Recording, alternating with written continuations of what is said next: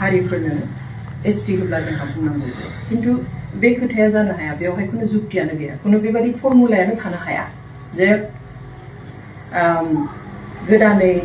मोनद' हारिफोरखौ एसटि खालामगोन आरो गोजामफ्रा खहा जाया बे जानोनो हाया खहा जाथारगोन बेनिखायनो दिनै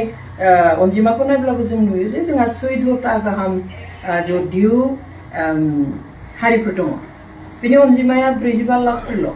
आरो बिथिंजाय गोदानै अनजिमाया माने हारिनि अनजिमाया खम 6था खिन्थु बिसोरहा 1.5 कोटि आसामनि गासै जेसेबां सुबुं अनजिमा दङ बेनि खावसेयानो बिसोर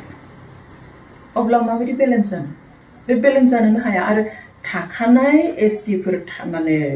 फोरनि जेबो खहा खालामालासिनो गुबुन एसटि होगोन होननानै बुंनाया जेबो ओंथि गैया बे जानो हाया एसटि थाखानायाव गोदान एसटि खालामोबा खहा जाखागोन एसटिआ मोनसे बेवहाय सोर बि सोर पि सोर मा बिनि खोथा फैया एसटि खालामब्लानो जोंहा खहा जाखागोन बेखौ जों बयबो बुजिनांगोन बेनिखाय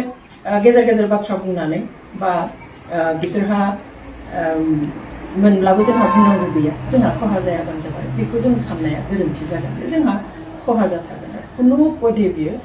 माने बेलेन्सबो जाखानाय नङा